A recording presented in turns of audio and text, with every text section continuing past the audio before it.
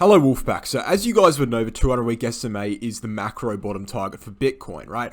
Over the course of the entire of Bitcoin's history, we've seen that as the macro bottom for 15 months in total. We've never seen a weekly candle close significantly below the 200-week SMA, which is a green line. And so it's logical to assume from that Bitcoin will go to the 200-week SMA. However, in the unique current market environment, is there a possibility that Bitcoin can bottom out below the 200-week SMA and drop below the 200-week and lose that trend?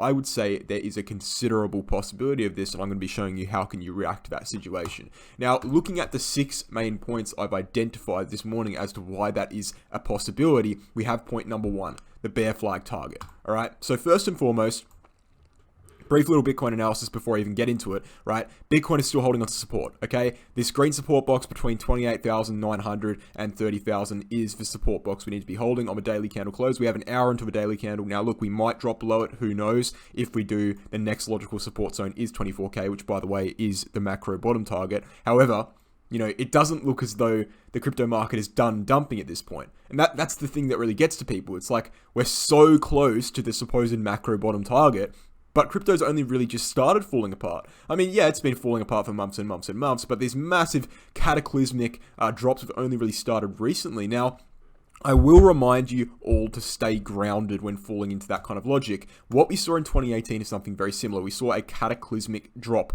off a cliff. This is exactly as we predicted, right? We've been talking about this since November, and we've been talking about the cataclysmic drop in May since January. So we could expect something like this to happen. We saw it in 2014 and we saw it in 2018. Now, it is worth noting that it always looks the worst, you know, before the bright side on the end of the tunnel. So it always looks like it's the worst it's ever been just before it bottoms out. That is worth noting.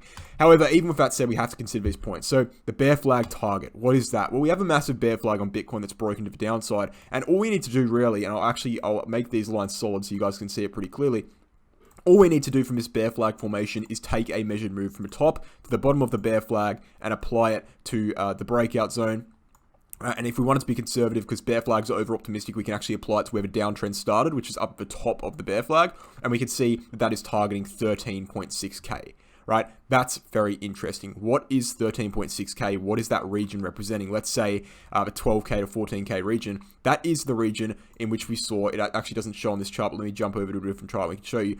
As you can see on this chart, drawing a horizontal line at 13.6K, that is the 2019 mid-bear market bounce top, right? And then if we scroll that down to 12K, we can see that that's actually a major resistance zone throughout the entirety of the bear market, starting from the dead cat bounce region in 2018. Resistance, resistance, resistance, breakout to the upside and see a bull market, right? So it wouldn't be illogical to assume that if 24K is not the bottom, 14 to 12K will be the bottom. That's what I have said for months as well, right? That is not a new piece of information. Now, I have predominantly been targeting 24K.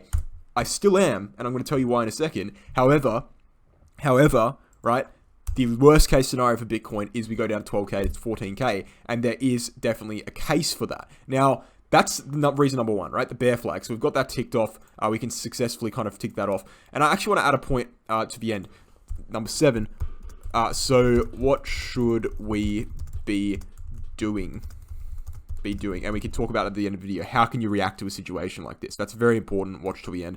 Right. So number 2, the 4-year cycle doesn't predict price, right? So moving on to the 4-year cycle, I've shown you the 4-year cycle at the start of this video. It is a trend on Bitcoin that's based off the halving that essentially says Bitcoin will see 3 years of bear market, or 1 year of sharp downwards and 2 years of accumulation, but people call it bear market. So 3 years of bear market and 1 year of bull market, right? That's happened over and over again, right? So this is the third occurrence of that happening, and hence it is a trend because you need 3 data points to form a trend.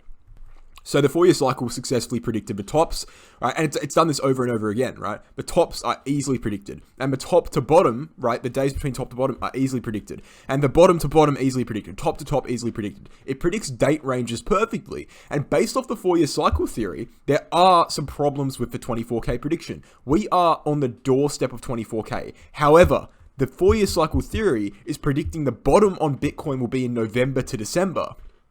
Okay, so you have to think about that. We're in May right now. November's 6 months away. If we're on the doorstep of 24K right now, you know, if it, we're on doorstep of 24K right now, and the bottom's still 6 months away according to the 4-year cycle theory, that brings some problems up with our prediction. Maybe our prediction is way too optimistic. Maybe we're going to go a lot lower, and it's going to take a lot longer period of time to get there, right? That's one piece of evidence there. And then on top of that, the 4-year cycle theory doesn't necessarily predict price action, right? It doesn't necessarily predict where the price will go. It's not a percentage-based moving thing. It's a date range thing, right? We know when it will bottom, we know when it will top. We don't know where it's going to go in between. Now, obviously, it's still incredibly useful, but it does mean that our 200-week SMA prediction is merely speculation based on what's happening in the historical trend. And as you guys know on Bitcoin, right, we're not in a time that is historically valid, right? We're entering a recession, right? We have Luna collapsing, right? We've seen similar things to this before, but they're not the same. The only problem with assuming it's going to go lower on the 200-week SMA is that as an investor, you need to be investing with the trend. The whole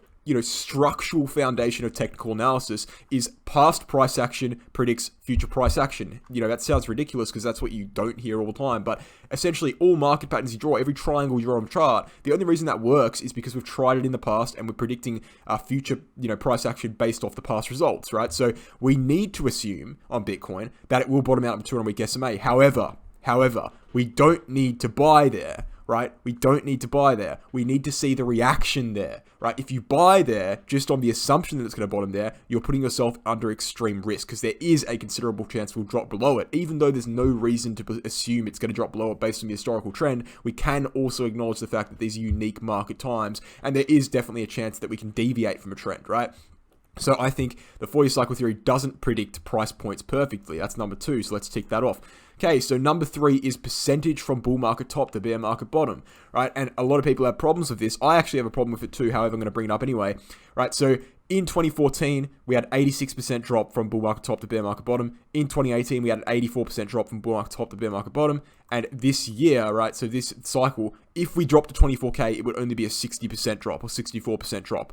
Whereas if we dropped to 12 to 14K, let's go all the way down to 12K, that would be an 82% drop, which lines up perfectly with the previous cycles. Okay, now, the problem with this is obviously diminishing returns, right? The theory that as market cap gets bigger, price gets harder to move, and so it moves less, right? And even with diminishing returns taken into account, this is the thing with this prediction. It's like, well, if diminishing returns were a problem here, why did we go the same percent down in 2018 as we did in 2014? Right? In 2014, we only topped out at 1,000 on Bitcoin. We topped out at 20,000. The market cap was 20 times larger in 2018 than it was in 2014, and we still had the same percentage drop. Also, technically, it is diminishing returns because we saw 86, 84, and supposedly 82, which is a 2% drop every time. So obviously there is diminishing returns you need to take into account there, but technically it is taken into account at a minimal factor. And also, it does kind of raise the question, well, is there really diminishing returns here? If we saw 2018 drop the same amount as 2014, it's too hard to tell because we only have 2 data points. We simply don't have enough information. But the point is, we've dropped 80% 2 times in the past, 2 times in which there was a dramatically separate market cap. We can do it again, and if we do, we'll be going down to about 12 to 14K target. Okay, so that's number 3. Tick that. Number 4, before we get into that, I want to take a look at the BitGet Exchange. In a time when government regulation constantly threatens crypto investors, being able to access an exchange without KYC being mandatory is absolutely exceptional. This is great for me personally as an Australian because a lot of other exchanges out there like Binance don't allow me to access options due to Australian regulation. BitGet additionally is also host to trading fees even lower than the vast majority of the major exchanges at just 0.2% per trade. Sign up to BitGet using my referral link in the pinned comment below or the description box and you will receive up to 153 USD deposited into your account as a reward. Okay, so number 4 is Luna, right? And everyone knows what's going on with Luna. Luna is absolutely tanking, right? In the last 5 days, I'll say that again, we've gone down all the way from 88 USD all the way down to 84%. We've gone down 99% in 5 days, right? That sounds like it wouldn't affect the broader market. However, we do need to realize that there are many altcoins kind of, stemmed from Luna, built on the Luna network. And I know they're not large cap altcoins, right? Some of them are. Anchor Protocol is pretty large. However, and Mirror Protocol is pretty large as well. However, the point is this shatters confidence in cryptocurrency. It shatters confidence in altcoins and it shatters confidence in Bitcoin when one of the biggest coins of 2021 absolutely collapsed and the stable coin built on the network depegs from the US dollar. right? This is nothing to be joked around with. We saw the same thing in 2018 with BitConnect. However, BitConnect wasn't connected to the broader market like Luna is, right? Terra is, right?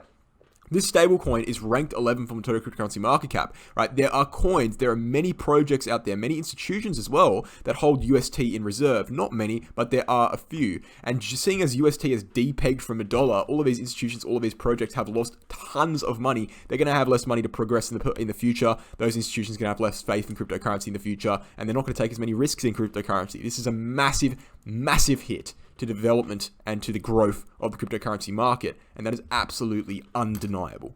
Now, moving on from Luna, right, our fifth warning here for 12 to 14k Bitcoin is USDT warning signs. Tether, right? Tether, the most popular cryptocurrency stable coin, right, in the entire market, right? I think it's number 3 on total cryptocurrency market cap ranking, right? This has, what does it have wrapped up there? 83 billion, no. It has $82 billion wrapped up. $82 billion, right? That's a large percentage of the cryptocurrency market wrapped up in this. Every single person has heard of USDT. Most of them are probably holding it right now, right? It's not depegging yet per se. However, due to the instability in the market, we have seen massive, right, relative to, what it's meant to be, massive deviations from what it's meant to be. It's meant to be as close to $1 as humanly possible. However, it dropped down just last night all the way down to 99.3, right? If this instability continues, and if Tether somehow depegs due to this instability, that is going to absolutely decimate cryptocurrency, right? As I said, most popular stablecoin. Every single person, I don't care who you are, has held this at one point in time, right? Massive amount of reserves from basically every single project out there, every single staking pool, every single farm, whatever it is, right? All hold USDT. If this thing collapses and depegs from $1, that will decimate the cryptocurrency market. Possibly, not certainly, but possibly, maybe even to the point in which it would severely diminish the growth in the future. That would be absolutely cataclysmic for the cryptocurrency market. There's no other way to say it. And you might think, oh, that deviation's nothing. This is the last year on Tether. Yeah, you do have these deviations. That's expected. However, this is the largest deviation by 2x on Tether in the last year. And if we go to the all-time chart, we can't actually see it come up, but I looked at it before, the all-time chart. It's actually one of the largest deviations we've ever seen, right? We saw a deviation in 2017 that was bigger, but other than 2017 and early 2018, it is the largest deviation we've ever seen on Tether, right? It is risky. And I will say that if you do have money in USDT right now, I really don't think it's going to collapse. It really, I hope it doesn't, because that would be, ridiculously unfortunate for the cryptocurrency market. But I do still suggest that, hey, if you're not trading right now, if you're not trading actively, there's no real reason to have your money in stable coins. Just be safe. Put your money in fiat. If you're trading every day, that's fine. It will probably be fine, but it's really impossible to tell with this kind of thing. And due to this instability, maybe it's a little bit more safe. You'd rather be safe than sorry, even just chuck your money in fiat instead of Tether right now. I don't know. That's just my opinion, right? But if this thing collapses, which I don't think it will do, but if it does, that's real bad. And my final point is obviously recession. And this is the main difference between the crypto market now and the crypto market in previous cycles. So as I said before, if we're going off previous cycles, we would have to assume Bitcoin will bottom out on a 200-week SMA, right, at 24K. However, we do need to do that to an extent. We do need to go off previous cycles to an extent, but there is, there is value in analysis, in analyzing what is different between the previous cycles and now. One of the different things is recession, right? The DXY is pumping. The DXY is a chart that measures the strength of the US dollar in relation to assets and global currencies. It is absolutely skyrocketing, which means the US dollar is gaining value, right? Not gaining value, sorry, getting stronger against other currencies and assets, right? When that happens, it implies, it goes hand in hand with Bitcoin going down, right? Bitcoin is a risk-on asset, right? The only way the DXY goes up is when people sell into the US dollar, when more people are holding the US dollars, right? So when people sell Bitcoin, when they sell the SPX, when they sell all these stocks or whatever, it goes into US dollar, the DXY goes up, so it goes hand in hand with Bitcoin going down. So this means that on a macro scale, right, Bitcoin is not necessarily going down because of, consumer speculation, but it's actually going down because there is a trend right now between institutions and consumers in which they're de-risking from risk-on assets, such as Bitcoin and the S&P 500. And why is that happening? Well, one of the reasons is interest rates, right? One of the reasons. Now, the other reason is recession, but interest rates is another reason, and interest rates goes hand in hand with recession. So the bond yields on Bitcoin, the interest rates right now are at 1%, right? The bond yields on Bitcoin are at levels we have not seen since June 2019. Bond yields are a great predictor of where interest rates are going, right? So if we're at 2019 levels on the bond yields, we have to predict that at some point in the next few months, we will be getting to 2019 levels on the interest rates. 2019 levels on the interest rates are 2.5%. Interest rates are currently 1%. There needs to be a 1.5% interest rate hike in order to match those levels at this point in time, and it will probably go higher. Now, as you guys would know, the higher interest rates go, the less money people have to spend, the less money institutions have to spend, the more they have to de-risk from their financial markets, right?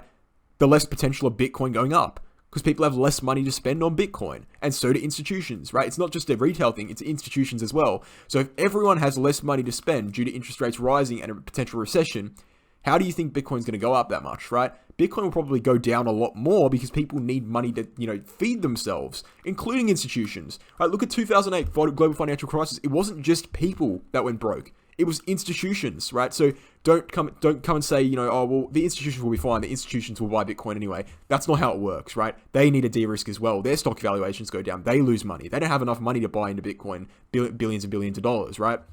So everyone has less money to buy into Bitcoin. Everyone takes money out of Bitcoin. That's what happens in a recession, and the S&P 500, obviously. And that is a reason that we've not had in the past. It's not a factor we've had to deal with in the past, that Bitcoin might actually go below where it would typically go in a healthy market, which is the 200-week SMA. Okay? So before I get into what we should be doing and how we should react by this, which, by the way, is the most important part of the video, I want to take a moment to look at V.I.P membership for the Wolves Crypto YouTube channel. So if you go to my YouTube channel, you click on the join button here, right? You will be taken to this page, and this essentially tells you everything you need to know about VIP membership on my YouTube channel, right? You can check out what you get in return, right? 40 AUD a month, which I think is about 25 USD a month. Extremely cheap, $10 a week in Australian currency for 3 to 4 high quality altcoin trading signals, right? Prioritize replying to comments. So if you make a comment, I will prioritize replying to that. Obviously, I don't have time to get back to every single comment. And so if you want me to reply to your comments, this is the best way to do it. And you also get custom emojis and loyalty badges in the comments in the live chat. This posting will be starting tomorrow, so if you sign up now, you'll be the first one to see the videos there. Now, I've been extremely profitable in the past with my altcoin trading publicly in my Telegram group, and I see no reason why that will stop now. And then also, even if you don't like altcoin trading, guess what? You still get to show your loyalty, and you still get to prioritize, get priority reply to comments. So it's not like it's just the altcoin trading signals you're getting. You're getting a few things here as well, and I'll definitely add to that in the future. So that's exciting. Go ahead and sign up there. Now, moving on back to the question here. What should we be doing? Okay. Now, this is a question I get a lot. Okay, so they say, Wolves of Crypto, you're since 66K, you said 24K, or somewhere around there, 60K, you said 24K, right? So when we get to 24K, I'm going to put all my money in Bitcoin. Because that's the macro bottom, right? It's like, okay, that's a really, really, really bad idea, okay? I do still have to believe, as a trader, I'm compelled, right, by logic. It's not my prediction, it's what the charts are compelling me. I'm compelled by logic to believe that 24K will be the bottom, okay? Just based off historical trends, just based off trading mindset, you're compelled, it's not an opinion, you're compelled to do that, right? 24K will be the bottom. However, it's not 100% certain, okay? And given the macro environment right now, given what's going on with crypto, it's certainly not 100% certain at all. In fact, it's probably like 50-50 at this point. So when we get to 24K, what you want to be doing is seeing the reaction of the price on Bitcoin over a long period of time, right? You're not going to go down there, wait 2 hours and then buy in because it held. Going down there, wait a few weeks. Wait to see what happens. Wait to see if you get some candles, accumulation. Wait to see what happens with the S&P 500, broader market. Don't just buy in randomly, right? Because there is a considerable chance we'll drop below. So when we get to 200-week SMA, and by the way, in the past, when we get there, it doesn't just go there and go up straight away. You have months to make a decision. In 2015, you had like 10 months. 2018, you had 5 months, right? So this time, it shouldn't be any different. If we get there, you're not going to have like 3 days to make a decision before it goes back up and you miss the buy-in zone. If it's anything like previous times, there's a massive drop, a slow accumulation, and then a slow rise, right? So it's basically like the visualization of the market flipping from ultra bearish to neutral to bullish. It's an exchange of power between the bears and the bulls over a long period of time. So don't worry, don't stress about missing it, because you won't miss it unless you go AFK from the market for like 5 months. You're not going to miss it. So have your time, take your time. It's not just going to pump up randomly 50%. You're going to miss the bottom. So when we get there, because I think we will get there at this point, I think it's pretty much common knowledge. When we get there, understand that there is a chance this is not the macro bottom, and there is a chance we could go down to 14k to 12k, which is another 50% drop. Act accordingly, right? Thanks for watching, guys. Hope you enjoyed the video, and I'll catch you in the next one. Cheers. Before we end the video, I want to take a look at the Crypto Academy. Now, the best thing about a bear market is you have plenty of time to learn how to trade, right? If you don't know how to trade, if you stuffed yourself up in a bull market, you stuffed yourself up in the last few months, lost a bunch of money, this is the best time to do it, right? How am I able to predict all these bottoms? How am I able to predict all these tops? Because I know how to trade. I know technical analysis. Me and Mega Well Crypto, or myself and Mega Well Crypto, have created Become a Trader, a 10-unit course. It teaches you everything you need to know how to trade. And guess what? It's releasing in just 4 days, and we have a pre-order sale. So if you contact us via our email address in the next 4 days, which is cryptoacademycourses@gmail.com, right? You can receive that pre-order discount. When it releases on May 16th, that price will be raised. So get in now while you can and learn how to trade during the bear market. So when that bull market comes, you can make 10x the amount of money you made last bull market, or 10x the amount of money you'd make without knowing how to trade. Technical analysis is extremely relevant to becoming a decent trader. If you don't have it, you're basically just gambling. So come on and learn here. 4 days left on the pre-order sale. I'd like to see some emails from you guys. Thanks for watching.